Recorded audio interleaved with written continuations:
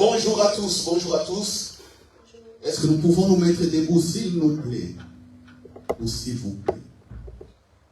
Nous nous mettons debout dans la présence de Dieu. Voilà, il est là, il est présent parmi nous.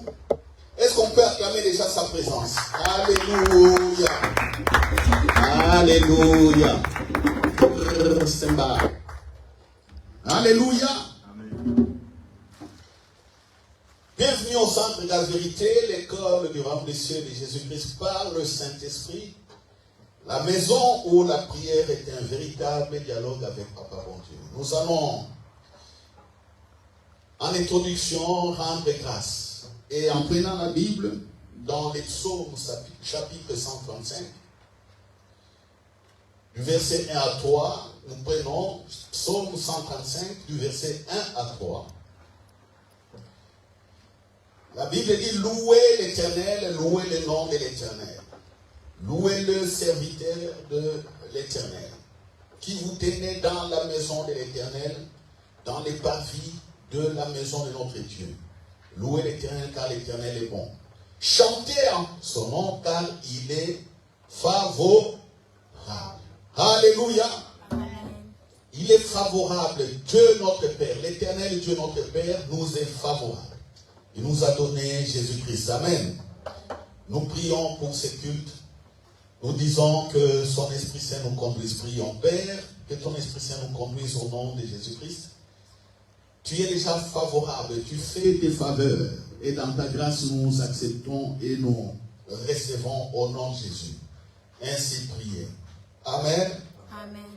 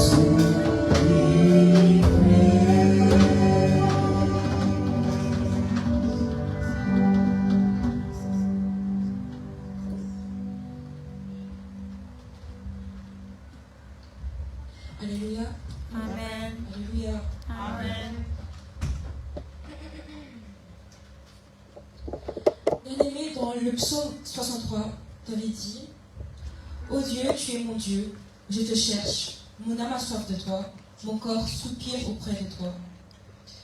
Dans une terre aride, desséchée, sans eau. Ce matin, nous voulons exprimer cette soif devant notre Seigneur.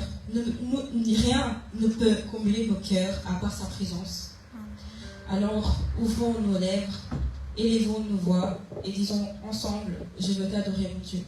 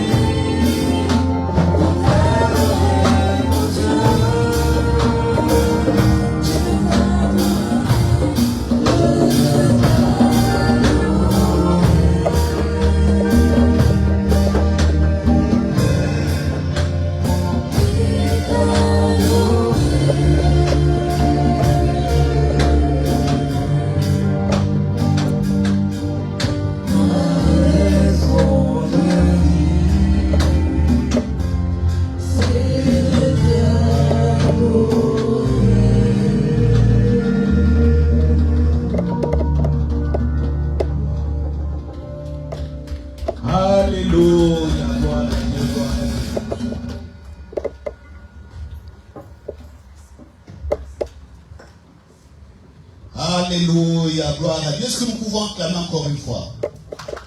Nous bénissons notre Père pour votre présence. Merci chaque feu. Il est bon de louer notre Père. Amen. La louange brise les chaînes. L'adoration t'ouvre encore une fois de plus dans la voie de la sagesse de Dieu. Alléluia. Adorer ne veut simplement pas dire chanter, mais adorer, il y a la contemplation. Dans l'adoration, tu vois simplement la grandeur de ton Père, la grandeur de ton Dieu. Dans l'adoration, tu es en intimité avec lui. Alléluia. C'est pourquoi ça ouvre à la voie de la sagesse. Voilà, les jeunes, donc vous comprenez cela dans vos moments de culte, dans vos temps de culte. Faites-les régulièrement. Amen. Voilà. Aujourd'hui, ce n'est pas moi qui prêche. N'est-ce pas? Vous êtes surpris. Non, je ne pouvais pas dire ça. Aujourd'hui, ce n'est pas moi qui prêche. Nous allons accueillir la servante de Dieu. Alléluia. Amen. Maman Elise. Que Dieu la bénisse encore au nom de Dieu. Amen.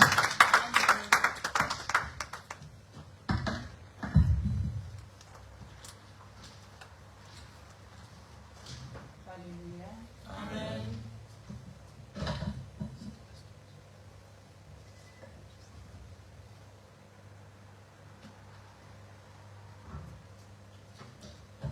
Que Dieu bénisse son assemblée ce matin.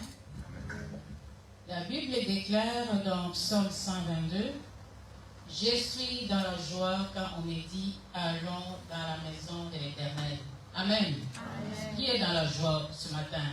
Amen. Qui est dans la joie ce matin? Amen. Puisque quand on nous dit, allons dans la maison de l'Éternel, nous savons que dans la maison de l'Éternel, c'est là où Dieu nous fait du bien. Amen. Amen. Que j'ai entendu ici un pasteur qui dit non, on n'a pas beaucoup de temps pour faire quoi? La louange, l'adoration, c'était pas encore la louange. Puisque vous êtes arrivés, n'étiez pas à l'heure. Ça veut dire que vous n'étiez pas à l'heure. Et pourtant, les gens sont sortis très tôt matin. Mais si on dit que vous n'étiez pas à l'heure, vous n'étiez pas à l'heure. Notre Dieu était déjà là dans sa présence. Je me dis, qu'est-ce que je vais donner encore comme message ce matin? On a déjà presque donné tout le message. Presque tout le message a été déjà donné dans cette église. Alors, j'ai prié, le Seigneur m'a donné un thème. Et je voudrais bien, quand je vais donner le verset, vous les notiez. Le thème d'aujourd'hui que nous allons partager, c'est « Dieu a tracé une destinée pour toi ». Amen. Dieu a tracé une destinée pour toi. Donc quand on dit pour toi, pour chacun de nous comme on est là, Dieu a tracé une destinée pour chacun de nous. Bien aimé, je me suis dit, qu'est-ce que signifie le mot destinée? Est-ce que quelqu'un peut me donner la définition du mot destinée? Les étudiants, les élèves, quelqu'un peut me donner? Pas regarder dans vos téléphones, mais quelqu'un peut me donner la définition, s'il vous plaît? Pardon? Ce qui est préparé d'avance, ce qui est déjà... Oui. J'ai regardé dans les dictionnaires le mot destiné, selon le dictionnaire Robert. C'est une puissance souveraine considérée comme réglant d'avance le cours des choses. Amen. Amen. Donc une puissance souveraine considérée comme réglant d'avance le cours des choses. Alléluia. Ou une détermination préétablie des événements de la vie humaine par une puissance supérieure. Quand on parle de la puissance supérieure, on pense à quoi? On pense à Dieu. Donc une puissance supérieure. Mais selon la Bible, je me suis dit, selon la Bible, la destinée, ça signifie le plan biblique. Le plan que Dieu a déjà préparé pour chacun de nous. Quand nous comptons les milliers de gens qui vivent sur la terre, on est à peu près combien? 9 milliards. À peu près 9 milliards. Mais dans les 9 milliards là, Dieu connaît chacun de nous. Alléluia. Dieu connaît chacun de nous. Aussi nombreux que nous sommes sur la terre, aussi uniques que nous sommes, chacun de nous selon ce ADN, nous sommes tous autant pour les différents plans de Dieu. Amen. Donc Dieu connaît chacun de nous comme nous sommes là. Malgré qu'on ait des milliards, mais Dieu nous connaît. Il nous connaît et chacun de nous a une destinée unique. Ça, il ne faut pas oublier. Chacun de nous a une destinée unique selon ses qualités, selon le don que Dieu a mis dans sa vie. Alléluia. Quand nous prenons le livre de Jérémie, le chapitre 1er de Jérémie, au verset 5. Jérémie, verset 5, la Bible nous dit: avant que je t'eusse formé dans le ventre de ta mère, je te connaissais. Avant que tu fusses sorti de son sein, je t'avais consacré. Je t'avais établi prophète des nations. Amen. Et nous voyons ici que Dieu avait déjà, nous connaissait déjà avant même que nous soyons formés. Dieu nous connaissait. Et nous voyons ici que Dieu avait déjà un plan, avant même la création, il avait un plan pour chacun de nous ici. Dieu nous connaissait avant même que nous soyons formés dans le sein de notre maman. Dieu avait déjà un plan préparé d'avance, comme nous parle des œuvres préparées d'avance. Amen. Mais ce qui est difficile avec les hommes, c'est quoi? Ce qui est difficile avec les hommes, puisque nous avançons dans l'aveuglette. Nous avançons dans l'aveuglette en oubliant que Dieu sait exactement à quoi nous sommes destinés et comment atteindre notre destinée. Amen. Puisque notre destinée, on nous dit qu'il est dans la main de Dieu. Et nous voyons, il y a des conditions. L'homme a toujours été ingrat, je peux dire. L'homme a toujours été ingrat. Avec notre condition humaine qui est limitée, nous devons faire appel à notre foi et au Saint-Esprit. Ce sont les deux choses là qui peuvent nous aider à entrer dans notre destinée. Amen. Ce sont les deux choses là qui peuvent nous guider pour que nous puissions entrer dans notre destinée. La parole de Dieu nous enseigne que Dieu a des plans spécifiques pour chaque individu sur la terre. Bien aimé, il ne faut pas oublier que la destinée peut être découverte et vécue par la foi et par l'obéissance. Par la foi et par l'obéissance. Puisque quand nous marchons selon la foi et nous marchons selon l'obéissance, Dieu nous accompagne. Alléluia. Bien aimé, il est important de chercher à connaître le plan de Dieu et d'accepter et travailler à leur réalisation. Il ne faut pas se dire seulement, oui, j'ai la destinée, mais si tu ne travailles pas sur cette destinée-là, tu risques de rater d'entrer dans ta destinée. Alléluia.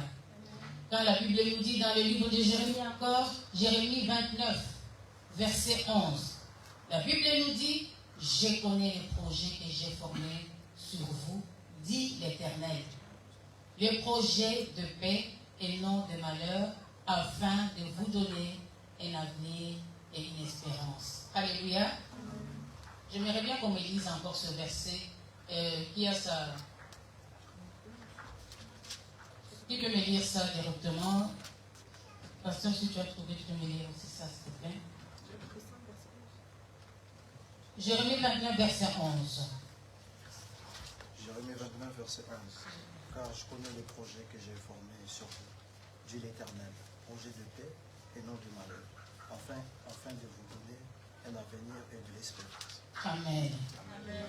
Nous voyons ici que ce verset affirme que Dieu connaît les desseins de chacun de nous. Dieu connaît les desseins de chacun de nous en disant qu'il nous donne un avenir et une espérance. Donc nous devons nous conformer à la voie de Dieu pour que nous entrons dans notre destinée. Bien aimé, il ne faut pas oublier que ta destinée est déjà dans le plan de Dieu. Comme ta destinée est déjà dans le plan de Dieu, notre Dieu, il est fidèle. Notre Dieu, quand il promet quelque chose, il accomplit. Quand bien même nous sommes des rebelles, quand bien même nous sommes des enfants de, je ne sais pas comment, qui n'obéissent pas. Mais notre Dieu, il est fidèle. Il est fidèle. Dans le psaume 139, le verset 16, la Bible nous dit, « Quand je n'étais qu'une masse informe, tes yeux me voyaient, et sur ton livre étaient tous inscrits le jour qui m'était destiné avant aucun d'eux exista. » Exista, ça c'est quel temps? Temps passé. Exista, c'est quel temps? Les élèves, les étudiants.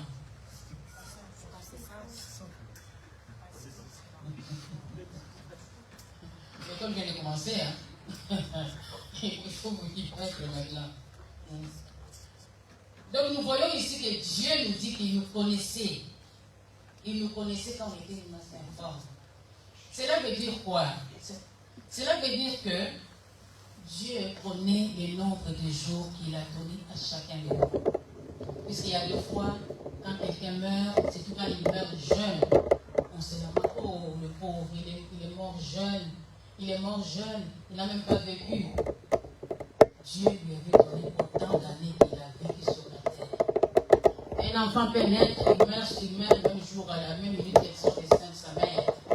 Dieu connaissait le nombre de jours, de heures qu'il a donné à ce bébé-là. Donc, chacun de nous ici, Dieu connaît le nombre de jours qu'il nous a donné sur la terre.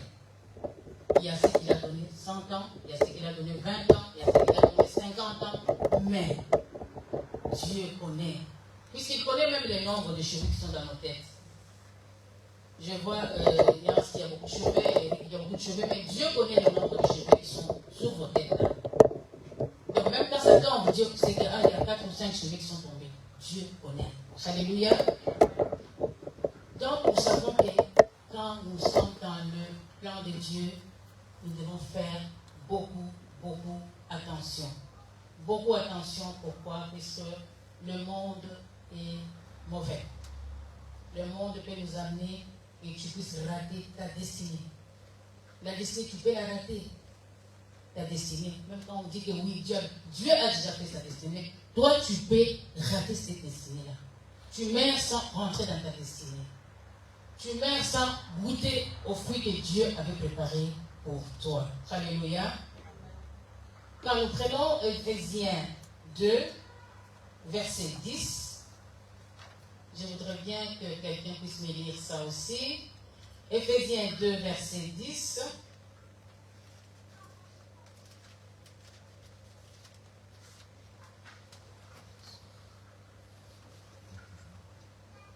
Car nous sommes son ouvrage, ayant été créés en Jésus-Christ, pour de bonnes œuvres que Dieu a préparées d'avance, afin que nous les pratiquions. Afin que nous les pratiquions. Amen. Les bonnes œuvres que Dieu a déjà prévues pour nous. Est-ce que vous connaissez les bonnes œuvres que Dieu a déjà prévues pour vous? Vous ne connaissez pas, mais Dieu a déjà prévu pour vous de bonnes œuvres sur cette terre. Comment tu vas faire pour entrer dans ces bonnes œuvres-là? Si tu ne marches pas selon la voie de Dieu, si tu n'écoutes pas ce Saint-Esprit, si tu n'écoutes pas les conseils, si au départ, tu vois que toi, moi je connais tout, mais tu risques de rater ta destinée sans le vouloir, mais tu le rates. Tu les rates. Les bonnes œuvres, Dieu les avait déjà faites depuis la nuit des temps. Avant même que le monde existe, Dieu avait déjà préparé les bonnes œuvres pour toi et moi. Bien-aimés, quand nous rencontrons Jésus-Christ dans notre vie, alléluia, quand nous rencontrons Jésus-Christ dans notre vie comme notre Seigneur et Sauveur, sachez que le plan de Dieu est activé en ce moment-là dans ta vie. Alléluia. Tu as accepté Jésus-Christ dans ta vie comme ton Seigneur et ton Sauveur. Le plan de Dieu est activé pour que tu puisses entrer dans ta destinée. Mais si ce plan de Dieu qui est activé en toi là, tu ne marches pas selon la voie de Dieu, tu vas rater. Tu vas rater pour entrer dans ta destinée. Tu vas rater. Donc nous devons faire très très attention. Dans ce monde où nous vivons, c'est un monde corrompu, un monde mauvais. Ce monde où nous vivons, c'est un monde corrompu. Mais quitte à toi, tu dois faire très attention. Puisque tu connais le Seigneur. Tu as le Saint-Esprit. Le Saint-Esprit doit te guider. Le Saint-Esprit doit t'enseigner. Alors il faut être à l'écoute du Saint-Esprit. Pas écouter les conseils des amis, écoute les conseils du monde. Non, le monde ne t'apporteront rien. Le monde que nous voyons ici. Puisque moi j'ai toujours dit, dehors là c'est la mort. Quand on parle de dehors, on parle du monde. On parle de l'entourage. On parle de ce que nous voyons sur les réseaux sociaux, ce que nous voyons à la télévision. Mais toi qui as accepté Jésus-Christ, tu as le Saint-Esprit à toi qui doit t'enseigner. Qui doit t'enseigner. Le Saint-Esprit doit t'enseigner. Et pour que le Saint-Esprit t'enseigne, tu dois être disposé. Tu dois être disposé pour que le Saint-Esprit t'enseigne. Le Saint-Esprit, c'est un gentleman. Quand tu ne veux pas que ses conseils, il ne te force pas. Il te laisse. Fais ce que tu veux, jusqu'à ce que tu vas cogner ta tête au mur. Alléluia. Bien aimé, il y a des cas dans la Bible qui ont rencontré Dieu et Dieu les a transformé leur vie et sont entrés dans leur destinée. Amen. Nous avons le cas de Moïse. Moïse, nous tous nous connaissons comment Moïse est né. Nous tous nous connaissons l'histoire de Moïse dans la Bible. Néanmoins, ceux qui lisent la Bible, l'histoire de Moïse, comment Moïse était né, comment Moïse a été mis dans le fleuve, dans un panier. Pourquoi? Puisqu'on tuait tous les garçons de cette époque-là par Pharaon. Pharaon. Alors, Moïse a vécu dans la maison du Pharaon, la maison du roi, la maison du prince. Donc, il a vécu dans l'opulence. Il a vécu dans tout ce qui... Donc, tous les bonheurs qu'un être humain peut chercher, soi-disant bonheur. Donc, il a vécu dans cette situation-là. Mais à la fin, il s'est rendu compte qu'il n'était pas égyptien. Il n'était pas égyptien, il était hébreu. En voyant comment son peuple, ses frères, travaillaient, étaient esclaves en Égypte, ça a révolté Moïse. Ça a révolté Moïse. Et ce que nous voyons quand nous lisons bien l'histoire de Moïse, Moïse a même tué un Égyptien par vengeance. Donc le sang qui coulait dans le veine de Moïse, c'était le même sang qui coulait dans le veine des Hébreux là. Alors en regardant la souffrance, Moïse s'est dit, moi je vis dans l'opulence, je vis dans les luxe, mais mon peuple vit dans cette souffrance-là, c'était insupportable. Et Moïse a vu un Égyptien maltraiter un Hébreu. Moïse a tué cet Égyptien-là. En le tuant, Moïse a fui dans le désert. Alléluia. Moïse a fui dans le désert. En fuyant dans le désert, donc tout ça c'était ce que Dieu avait déjà préparé d'avance. Moïse a fui dans le désert, c'était sa rencontre avec Dieu. Alléluia. Puisque ce que Moïse a fait en tuant l'Égyptien là, Moïse l'a fait selon la chair, selon les sentiments. Mais quand il est allé à la rencontre de ces dieux-là, dans les buissons ardents, la vie de Moïse avait changé. Moïse, tout ce qu'il faisait, il se référait à ces dieux-là. Comme nous maintenant, nous devons nous référer au Saint-Esprit. Il se référait à ces dieux-là. Chaque fois, quand le Dieu, Moïse ne connaissait pas sa destinée. Puisque si Moïse connaissait sa destinée à l'époque, je crois que Moïse n'allait pas tuer cet Égyptien-là. Parce qu'il ne connaissait pas. La destinée de Moïse, c'était, il était le libérateur du peuple de Dieu. Mais il ne les connaissait pas.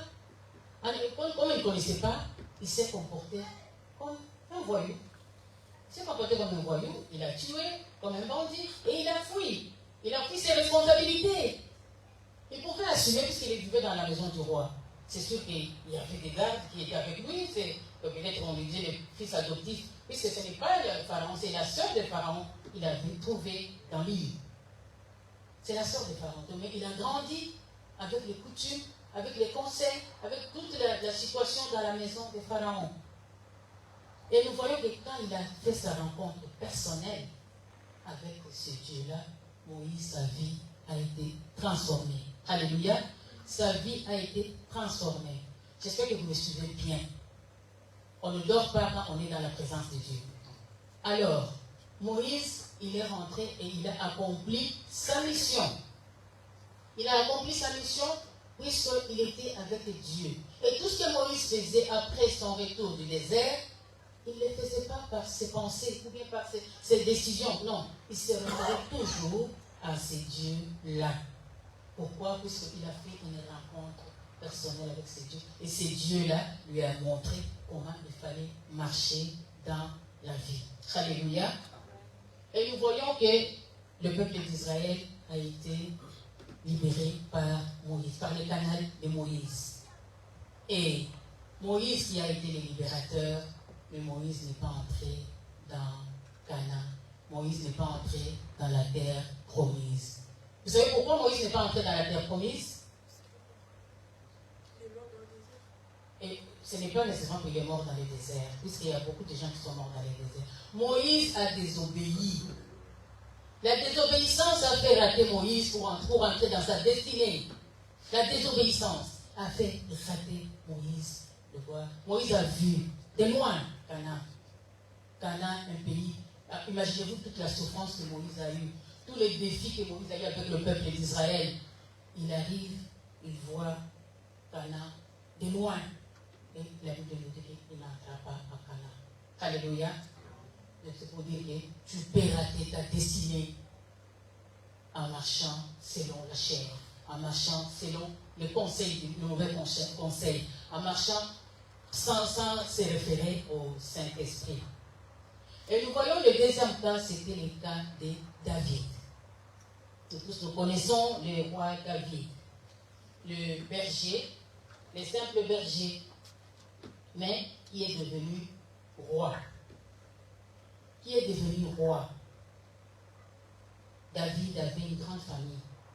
Et les frères de David, ils étaient beaux, grands, costauds. David, on nous dit selon la Bible qu'il était petit, il n'était pas vraiment comme il n'avait pas le même corpulence que ses frères. Et c'est ce qui a fait que son papa il envoyait souvent aller être le brebis. Mais David est devenu roi. Et quand nous lisons bien la vie de David n'était pas saint. Au moins les gens qui lisent la Bible, si vous lisez l'histoire de David n'était pas saint. David a commis des choses impossibles. Mais David savait comment toucher le cœur de Dieu. David a commis l'adultère. David a commis les meurtres. Mais Dieu l'a appelé l'homme selon mon cœur. Pourquoi Dieu l'a appelé l'homme selon son cœur? Puisque David savait comment s'humilier. David savait comment se repentir malgré ses défauts. David savait toucher le cœur de Dieu. David savait comment aligner son cœur sur la volonté de Dieu. David. Donc David savait. Puisque David, ces frères-là, ils pouvaient être des rois. Mais pourquoi Dieu a choisi David? David avait une destinée. Malgré le chemin, malgré les embûches sur le chemin de David, David est devenu roi d'Israël. David est devenu roi d'Israël. Je crois qu'il était le deuxième roi après Saoul. Il était le deuxième roi. Imaginez-vous un berger, un fils de berger dans la forêt, dans la brousse. Mais il devient roi. C'est pour vous dire que Dieu peut ramasser quelqu'un de la terre et l'élever. Mais pour que Dieu t'élève, bien-aimé, tu dois savoir comment toucher le cœur de Dieu. Tu dois savoir comment toucher le cœur de Dieu. Alléluia. Et la troisième personne que j'ai épinglée dans la Bible, qui est entrée aussi dans sa destinée. Mais celle-là, elle est entrée dans sa destinée par le canal d'une autre personne. Par le canal d'une autre personne, c'était Ruth. Quand je parle de Ruth, oh alléluia, Ruth, c'était une femme de la malédiction. Ruth est sortie d'une lignée des incestes. Ruth ne savait pas que malgré la vie, sa lignée, elle avait une destinée. Elle ne savait pas ça. Moi, je l'appelle la femme à une destinée exceptionnelle. Ruth, c'est une femme à une destinée exceptionnelle. Puisque Ruth, là où elle était, si elle était restée, puisqu'ils étaient à deux, Ruth et Orpa, les deux belles-filles de Naomi. Si elle était restée aussi comme Orpa, elle n'allait pas entrer dans sa destinée. Mais Ruth, Dieu a permis que Ruth puisse faire la rencontre avec Naomi, qui était sa belle-mère. Quand Naomi voulait rentrer dans son pays natal, Ruth lui a dit, je partirai avec toi. Ton Dieu sera mon Dieu. Elle a fait des déclarations. Mais elle avait déjà une destinée. Puisque ce n'était pas par hasard qu'elle puisse faire ces déclarations pareilles. Orpa pouvait aussi le faire. Orpa pouvait le faire que oui, je te suivrai aussi. Mais Orpa s'est dit, cette femme-là, je ne la connais pas. Son mari est décédé. Nos maris à nous sont décédés. Qu'est-ce que je vais faire avec une vieille femme comme ça? Non. Mais Ruth, elle s'est attachée. Et Ruth s'est attachée à Naomi. Ruth s'est attachée à Naomi. Ruth est partie avec Naomi juste à Bethléem, dans leur pays. Arrivée dans leur pays, Naomi, qu'est-ce qu'elle pouvait faire avec une jeune dame? Naomi était vieille, elle ne pouvait plus avoir des enfants pour donner à Ruth son mari. Naomi était partie, parce que quand ils ont quitté leur pays pour aller là où ils étaient, c'était à cause de la famine. Puisqu'il y a eu la famine, ils sont allés chercher à manger, ils sont allés chercher la nourriture. Arrivé là, son mari est mort, ses deux fils sont morts, elle est restée veuve, sans rien. Alors il s'est dit, je ne veux pas me rentrer. Je veux comme rentrer dans mon pays. Il dit à ses belles filles, non, allez chez vous, moi je rentre chez moi. Et celle-là, qui avait une destinée déjà préparée d'avance, Ruth, elle a dit, non, moi je m'attacherai à cette personne. Je m'attacherai à cette personne. Ruth s'est attachée à Naomi. Et nous voyons que Ruth est entrée dans sa destinée. Ruth, quand nous lisons l'histoire de Jésus, nous voyons Ruth dans la lignée de Jésus. Elle est entrée dans la lignée de Jésus. Elle est arrivée, elle est parmi les grands-mères de Jésus. Alléluia. Donc Ruth, elle avait compris. Bien aimé, vous devez apprendre à comprendre la vie, c'est quoi. Est-ce que quelle personne avec laquelle je peux m'attacher? Est-ce que cette personne-là me donne de bons conseils? Est-ce que cette personne-là peut être pour moi un tremplin? Est-ce que cette personne-là peut me guider sur mon chemin pour ma réussite? Nous devons avoir ces esprits-là. En tant que jeunes, nous devons avoir cet esprit-là à discerner, à regarder, à épingler que non, si je marche avec Joël, il va me guider, il va m'aider, il va me faire ceci. Mais si je marche avec Osiel, peut-être qu'il ne m'amènera pas sur le bon chemin. Alors, pique à toi de regarder avec qui tu vas t'attacher sur la terre. Il ne faut pas être les suiveurs. Il ne faut pas être des suiveurs. Quand tu es suiveur sur la terre, tu risques de rater ta destinée. La destinée est très importante, puisque nous sommes déjà, Dieu a déjà prévu une destinée pour chacun de nous. Et nous voyons ici Ruth, qui nous a fait honneur. Ruth, qui s'est attachée. Donc ça veut dire que quelqu'un peut t'aider à entrer dans ta destinée. Ne négligez personne. Ne négligez personne. Quand quelqu'un t'a fait du bien, soyez reconnaissant. Soyez reconnaissant, parce que vous ne savez pas que c'est à travers cette personne-là que je vais entrer dans ma destinée. Il faut être reconnaissant en disant que non, cette personne-là, s'il m'a sorti de là où j'étais, donc je dois être reconnaissant dans la vie. Donc nous devons faire très très attention.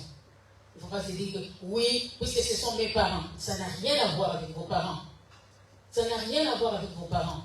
Vos parents, ils ont leur destinée.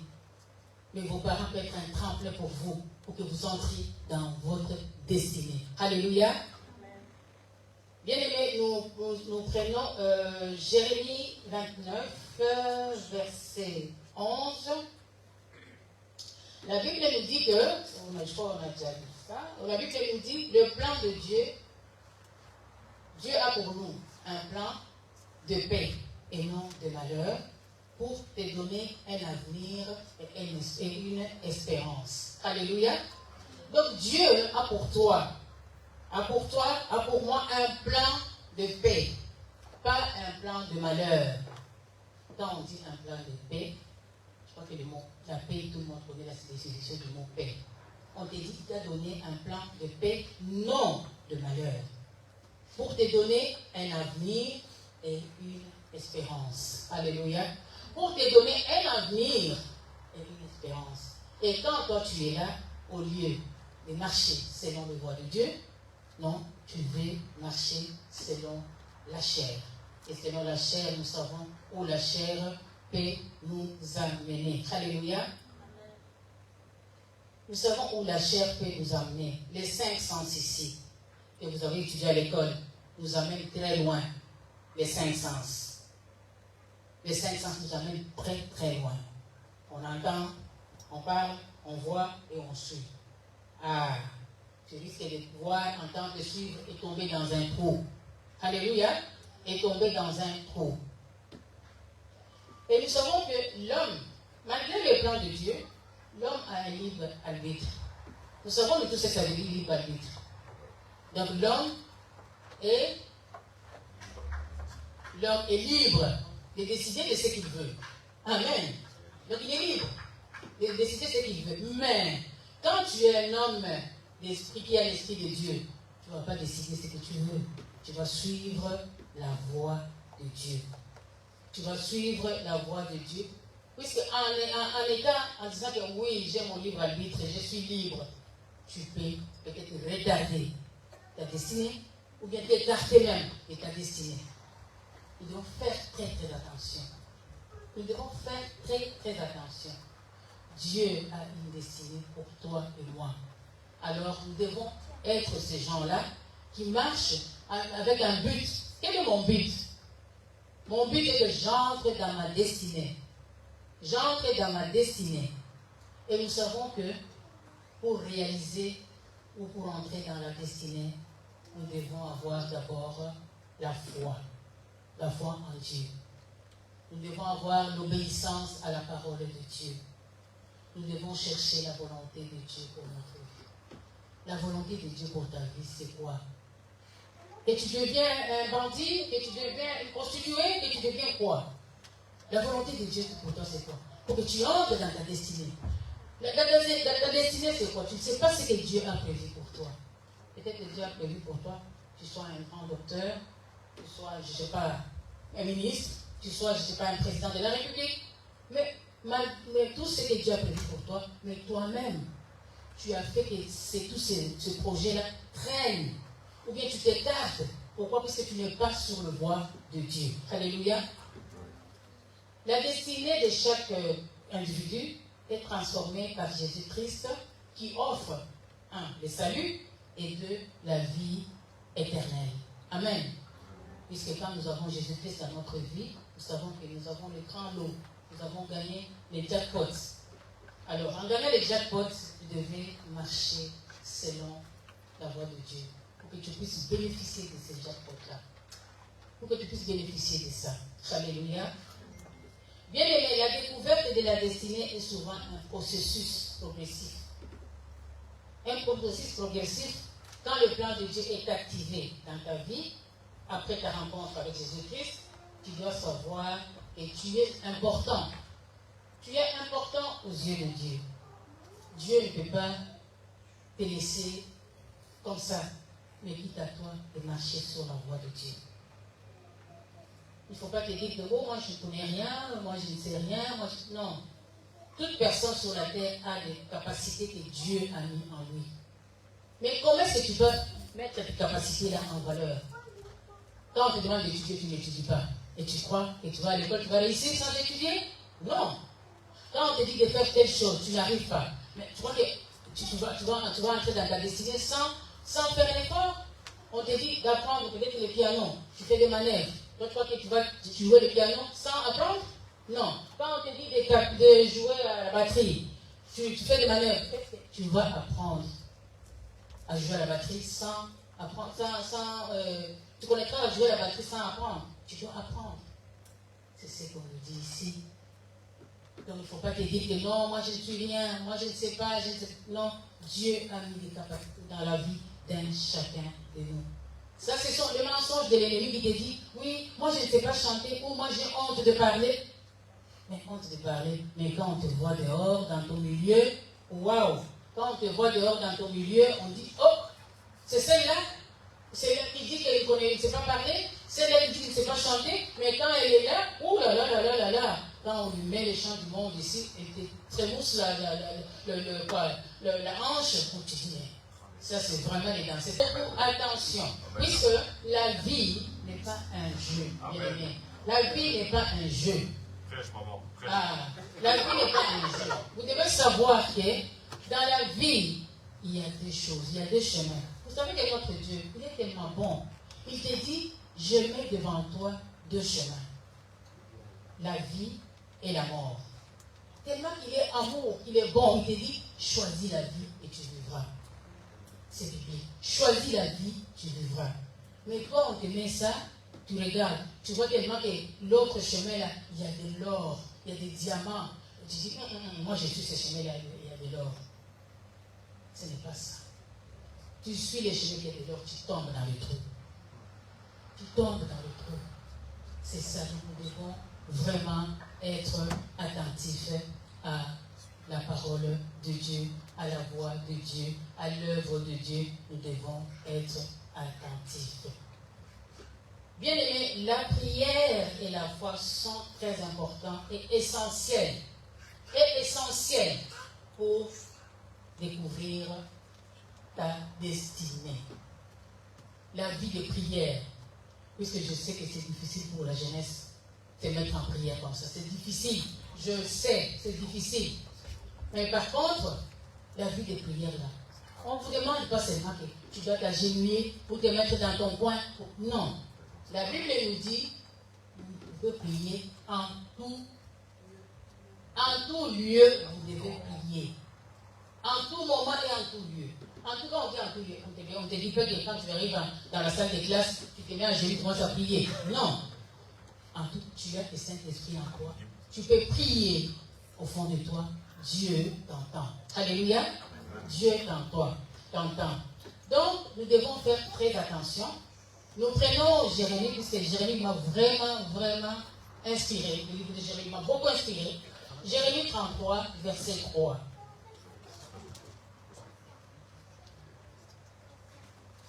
Jérémie 33, verset 3 me dit ceci. Invoque-moi. Ça, c'est l'Éternel qui dit. Invoque-moi, je te répondrai. Je t'annoncerai des grandes choses, les choses cachées que tu ne connais pas. Alléluia. Les choses cachées que tu ne connais pas. Dieu dit, invoque-moi. Invoque-moi, je te répondrai. Donc notre Dieu, quand tu l'invoques de tout ton cœur, d'un cœur sincère, il te répondra. Il te répondra. Pas venir devant Dieu comme avec un défi. Oh Dieu, tu dois me répondre. Non. Dieu te répondra quand il verra que tu es dans sa parole, tu marches selon sa parole. Bien aimé, la destinée implique les combats et les défis. Alléluia. Il y a les défis que tu dois lever pour entrer dans ta destinée. Il y a les combats que tu vas trouver sur ton chemin pour que tu puisses traverser, pour gagner ces combats-là, pour entrer dans ta destinée. Puisqu'il nous dit ici, invoque-moi, je te répondrai et je t'annoncerai. Donc je te montrerai les choses cachées que tu ne connais pas. Les choses que Dieu va te montrer, c'est par le Saint-Esprit. Le Saint-Esprit va te révéler les choses cachées que tu ne connais pas.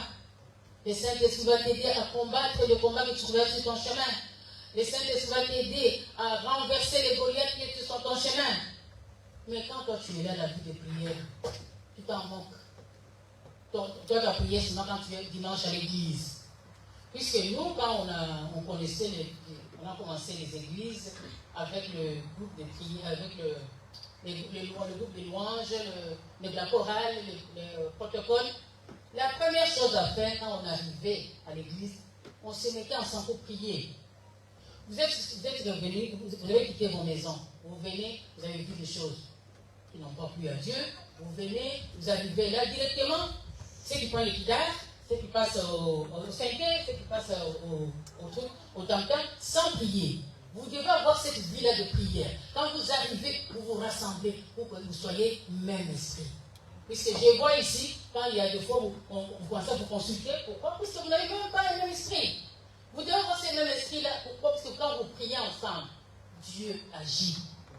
Dieu agit. Vous devez avoir cette mentalité-là. Vous arrivez, même les gens, les protocoles, quand on aura les protocoles, ce sont les gens, puisque vous les choristes, les protocoles, ce sont les gens qui sont exposés. Exposés. Quelqu'un peut entrer avec un mauvais esprit. Si vous n'êtes pas blindé dans la prière, on vous en fout tous ici. Hein. Vous commencez à nous chanter, vous oubliez qu'on est à l'église, vous commencez à nous chanter les profils ici. Mais vous devez faire très très attention. C'est très important, même pour 5 minutes, c'est même pas 5 minutes, 5 secondes, vous réunissez, vous priez. Vous priez. Donc il y a beaucoup de défis que nous devons lever dans la vie pour que nous entrons dans notre destinée. Alléluia. Et nous savons qu'il y a des ennemis qui nous empêcheront aussi d'entrer dans notre destinée. Il y a la peur. La peur dit, ah, moi je ne sais pas. Moi je ne sais pas. Il y a l'incrédulité. Il y a la paresse. C'est la paresse qui tue l'homme. La paresse. Comment est-ce que toi, un enfant de Dieu, tu sais que j'ai un programme, j'ai un service à l'église, je dois arriver à temps. On te réveille le matin? Non. Tu regardes l'heure, tu quittes, pour que tu arrives, l'église a déjà commencé. Non. Ici, la peur. Moi, je croyais que notre fils ici, Hans, allait avoir peur, parce qu'il ne connaît pas les Congolais qui sont là. Il vient, il prend sa guitare, il commence à jouer sa guitare. Moi, je me disais, est-ce qu'il va se sentir à l'aise dans ce milieu-là? Mais il s'est senti à l'aise. Donc, quelque part, il y a quelque chose qui est en lui. Il y a quelque chose qui est en lui. Amen, amen, amen, amen. Donc, la peur, l'incrédulité, la paresse t'empêchera. Ce sont les barrières qui vont t'empêcher pour que tu entres dans ta destinée. Alléluia. Parfois, il nous arrive à connaître, à vouloir connaître la volonté de Dieu par notre force. Par notre force. Tu commences, tu arrives à l'église, ou bien tu sais, qu'est-ce que je vais faire? Tu commences, tantôt tu touches ici, tantôt tu touches là-bas, tantôt tu touches là-bas. Tu commences à t'agiter. Mais Dieu ne va pas accomplir son plan dans ta vie parce que tu t'agites. Non, du tout, pas du tout, pas du tout, pas du tout. Parce que tu t'agites, ah, je sais qu'est-ce que je vais faire. Non, non, non, non, non. Dieu va accomplir son plan dans ta vie parce qu'il est amour. Alléluia. Parce que Dieu est amour. Dieu est amour, Dieu est fidèle. Alors, il va accomplir ta destinée selon ses plans. Alléluia. Notre Dieu a toujours été fidèle. Dans sa fidélité, il ne nous a jamais abandonnés. Comme la Bible nous dit, il n'est pas un homme pour mentir, ni un fils de l'homme pour se repentir. Il est Dieu. Et ce qu'il dit, il a accompli. Alléluia. Dans la présence de Dieu, il faut rester dans la présence de Dieu. Restez dans la face de Dieu. Au lieu de rester en face de vos téléphones. Il faut que vous ayez la délivrance de vos téléphones. Demandez au Seigneur, le Seigneur, délivre-moi de ce téléphone. Que je puisse l'utiliser pour un bon sien. Que je puisse l'utiliser pour quelque chose d'important. Que je puisse, oui, que c'est utile de travail. Mais pas que je puisse l'utiliser pour cette m'aboutir dans les TikTok, dans les TTC, dans ceci-là. Vous passez les temps pour rien. Et les temps ici ne s'arrêtent pas. Hein. On était le 1er janvier, il n'y a pas longtemps. Hein. On est aujourd'hui le 7 septembre. Il nous reste combien de mois? 4 mois pour que l'année finisse, qu'on passe en 2026. Les années avancent. Ça ne s'arrête pas. Ça ne s'arrête pas. Nous devons vraiment nous faire très très attention. Très attention. Ne pensez pas que si vous n'êtes pas sur vos téléphones, et là on vous considère comme des... Comment est-ce qu'on dit des abrutis, non. Les non branchés. Les non branchés. Mais non, c'est pas ça. C'est pas ça. Peut-être vous qui sont sur les téléphones là, peut-être que vous êtes plus je ne sais pas comment je vais expliquer ça. Ne pensez pas que Dieu vous connaît. Mais il ne faut pas vous mettre, puisque l'autre là, il est sur le TikTok, il a autant de vues, il a autant de je ne sais pas de quoi, moi aussi je dois le faire. Mais tu perds tout, tu perds ton temps pour rien. Maximise le temps que Dieu te donne. dans les choses qui sont importantes. Tu verras que Dieu va t'ouvrir des horizons devant toi et tu verras qu'étape par étape, Dieu va te conduire dans ta destinée. Alléluia. Quand tu marches dans l'obéissance, et là j'insiste beaucoup, l'obéissance, puisque ici en Europe, on sait oui, j'ai le droit, vous avez aussi des devoirs. C'est pas seulement les droits, c'est oui, c'est les parents, j'ai les droits. Vous avez aussi des devoirs. Quels sont vos devoirs en tant qu'enfant envers de vos parents? Il faut penser aussi à ça. Il faut penser aussi à ça.